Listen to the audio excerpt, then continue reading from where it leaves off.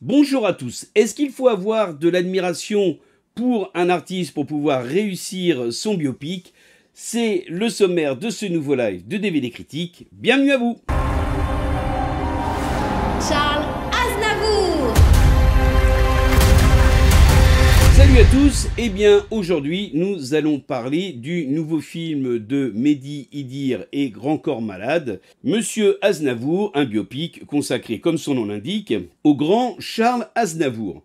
Alors, pour répondre à la question que je posais au départ, est-ce qu'il faut avoir de l'admiration? J'ai envie de vous dire oui, mais dans le même temps, pas tant que ça. Ou en tout cas, il faut en avoir suffisamment et avoir suffisamment de recul pour pouvoir aborder le personnage dans toutes ses aspérités, dans toutes ses nuances. C'est ce qui fait défaut à Monsieur Aznavour, donc le nouveau film réalisé par le duo qui était déjà à l'origine de Patient ou encore de La vie scolaire.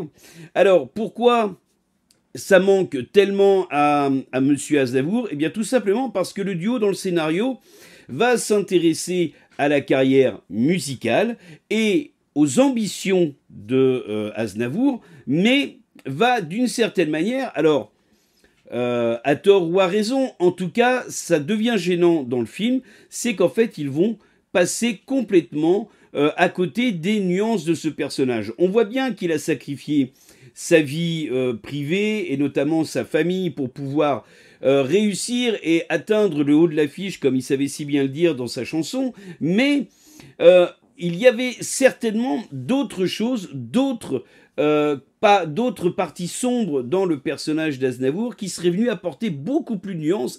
Alors, c'est pas du sensationnalisme, c'est simplement que ça permet de mieux comprendre et de mieux aborder le personnage d'Aznavour quand on lui donne toutes ces nuances. Par exemple, lorsque, dans le début du film, le duo va parler de la Seconde Guerre mondiale, du côté résistant, ou en tout cas de la partie active du père d'Aznavour dans une forme de résistance avec ses amis, on a du mal à cerner quelle est réellement la part d'adhésion de leur fils, donc de Charles Aznavour, dedans, parce que en fait le duo va va y mettre quelques indices, mais va surtout s'intéresser sur je veux être un chanteur, je veux réussir à être un chanteur et je serai un chanteur connu. Voilà, mais c'est dommage parce que du coup ça passe complètement sous silence quelque chose qui aurait pu être intéressant, qui aurait pu amener justement une nuance au personnage de Charles. Même chose, le duo ne va absolument pas aborder, ou quasiment très peu, le combat qu'Aznavour a mené pour faire reconnaître le génocide arménien. Donc c'est beaucoup de choses comme ça qui manquent terriblement à ce film, et surtout qui va quasiment le rendre, alors je vais pas être violent en disant qu'il est ennuyeux, mais en tout cas, il manque de passion. On a du mal à se passionner pour Aznavour. Le duo va notamment parler du rapport entre Aznavour et Edith Piaf, mais ce côté va manquer de nuances. Pourquoi? Parce que on va mal comprendre ce que Edith Piaf va trouver de si particulier dans Charles Aznavour lorsque Pierre Roche et lui vont se présenter devant eux.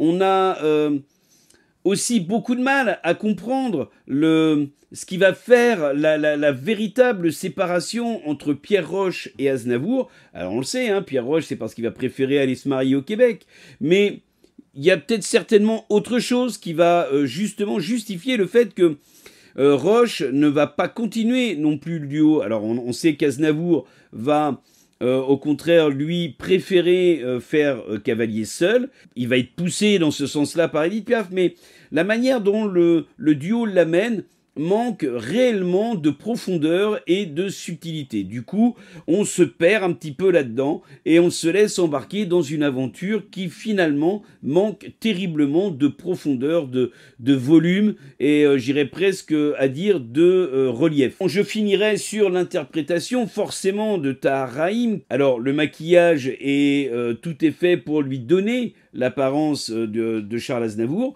mais ce qui, encore une fois, manque terriblement à Tahar Rahim, eh bien, c'est cette nuance qu'il aurait fallu qu'il apporte au personnage, parce qu'en fait, il fait un un véritable travail de mimétisme. Et comme disait Kingsley Ben-Adir, l'interprète de Bob Marley dans Bob Marley One Love, pour réussir à incarner un personnage, il faut aller jusqu'à comprendre pourquoi il fait tel geste sur scène.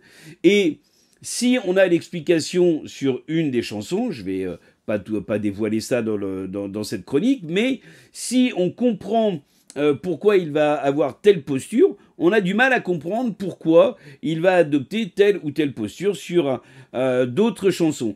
Et surtout, pourquoi il va faire tel geste, pourquoi il va avoir telle stature lors de conversations privées. Voilà, enfin, tout ça, c'est...